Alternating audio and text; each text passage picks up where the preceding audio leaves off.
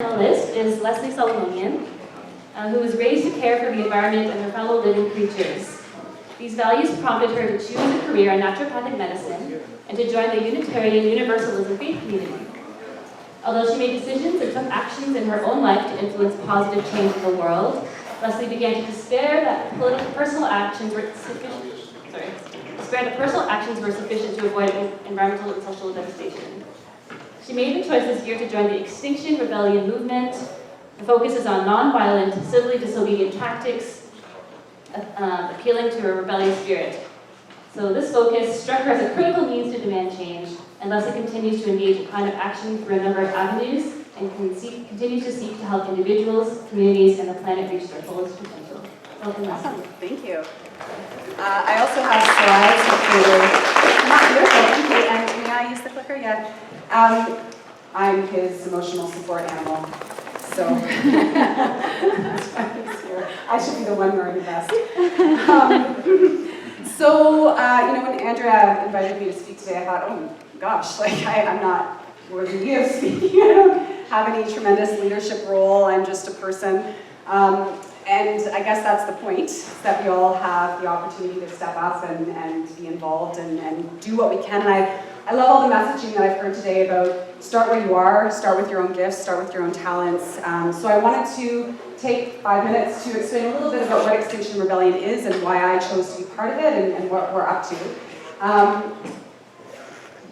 I was raised to do this work in my own life, and as many of us have been feeling in the last year or so, it's come to a head for me emotionally, and really feeling that sense of despair and lack of hope around wondering if my small actions are actually going to make any impact in the long run.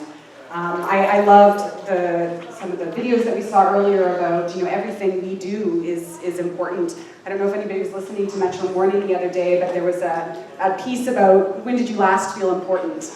And people were calling in about oh, I'm a big brother or a big sister, or whatever, this big thing that they did. And I tweeted that I feel important every single minute because everything that I do has impact, whether it's helpful or harmful. And so I try really hard, much to my family's chagrin sometimes, I think, to live as deliberately as possible. So I get myself wrapped up into knots over, am I doing the right thing? But I think that's why Extinction Rebellion really spoke to me. So I was feeling this sense of despair. I felt the need to step out of my own individual actions and try to create movement and mobilization in the rest of the world. I did a lot of research. There's tons of great organizations in the city, and I landed on Extinction Rebellion because it really spoke to my values. It's very important to me to choose my actions based on my values, and I felt like Extinction Rebellion really did that. So you can read it, I'm not going to read it to you, and it won't change. So Extinction Rebellion grew out of a movement, wow, this little clicker. It grew out of a movement in the UK, holy.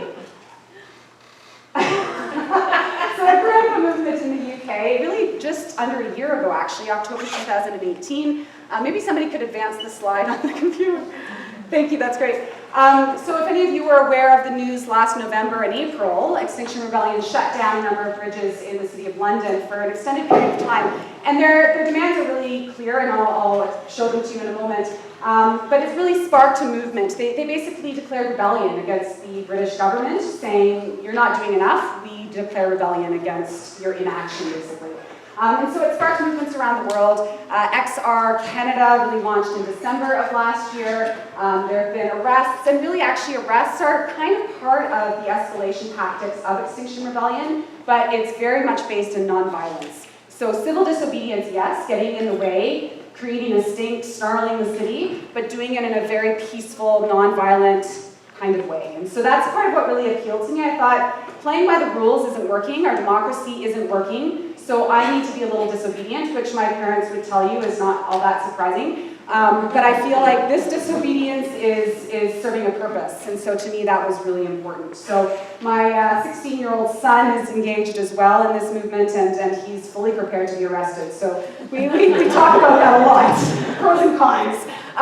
So what I really like about Extinction Rebellion are that the demands and the principles are very clear. And I like clarity. I like values. I chose my faith community. I chose my profession because the values and principles are clear and they align with mine. So there are 3 demands. Tell the truth. So we want the government to tell the truth about the climate emergency. Number 2, we want governments and corporations to take immediate, tangible action on the reality, on the facts. And the third is that they need a citizens' assembly. Our democracy really is not functional right now, so we're demanding that governments create a national assembly of citizens in various countries and hopefully eventually globally to really address and transition to a new world that's more sustainable. So very clear, very simple. The principles, lots of text on this slide. You certainly don't need to read it all, but I put it up here as an illustration as to why I think XR is a good organization. So as a little side note, I was at the march yesterday, hooray, super fun. And then after the march, there were a group of protesters who decided to continue to occupy the intersection of College and University. And I wandered over just to see what was going on, and the police officers there were very annoyed. They said the protesters were being very rude. They were interfering with the streetcars passing by. It was impromptu. It wasn't planned ahead of time as far as I could tell. They were rude to me, not the police officers, but the protesters. And they certainly were not adhering to the principles of Extinction Rebellion. It wasn't an XR action. So what I like about XR is it's very much based and rooted in respect and cooperation and non-judgment, so no blame, no shame. We're not pointing fingers at somebody who's carrying a plastic water bottle, although I hope none of you do. But that's not the problem. The problem is the system, and we all need to work together to find solutions to our systemic problems. We're also based on autonomy and decentralization. So again, when I was asked to speak, I'm like, well, I don't represent Extinction Rebellion. And then I thought, well, actually I do, because we don't have a hierarchical structure. We don't have leadership. We're all leaders. We can all take action if we can agree to the principles and values of XR. So for me, that's a really key part of this. So it's a bit of an anarchy, which I say in a very positive way. Clicker, there we go. So a big part of it for me, feeling that despair that I was feeling, joy has been a really key part of my experience this year. I want to engage in ways that bring me joy, in ways that I can celebrate and feel good about. So this is one of our co-protesters. I just love her strength and her power and her strong sense of peace in this picture. And to me, that's a really key part of what Extinction Rebellion represents. The other piece I really wanted to finish up on, wow, this clicker, okay, is how important all of our actions are. So these pictures all have me, so that's me in the green alien shirt up at the top there doing a die-in at Kensington Market. That's me on the end of that banner in the rain at Yonge and Dundas, protesting, stopping traffic, saying, we demand action. This is my son here in the middle with 2 of his friends. He spray painted a bunch of his clothes with the XR logo. This was a really fun day of singing and dancing and protesting and spreading the word back in June that we organized down at Bay and King. There's so many different ways that XR is engaging in this work. But I also think it's important to continue on doing the other things that you're good at doing. So speaking for myself, I'm a member of a Unitarian congregation. We're heavily engaged in this work. I am a professor and a practitioner of naturopathic medicine. I'm a student at U of T, and I've been lobbying and advocating for action on those fronts. I don't even know what else, Pat. You could probably help me list the various things that I'm involved with. And I think that's really important for all of us to identify what are we good at, what do we love, who can we connect with, how can we push this movement forward. So I'm going to be in the breakout room at the back there. Our next action is on October 7th. I have bookmarks if you're interested in that. A big part of XR's tactics is we need bodies so that we can safely and collaboratively and peacefully demand the changes that need to happen. So if you're curious about that, come talk to me after the panel, and I'd love to chat with you more. Thanks.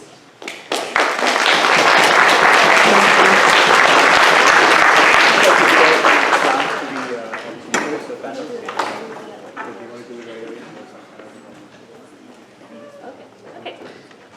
Thank you, Leslie, for sharing a little bit also about what are the principles that underlie the work and how do we bring ourselves to each other. We're talking about disruption, but that can also mean kindness and respect and non-judgment.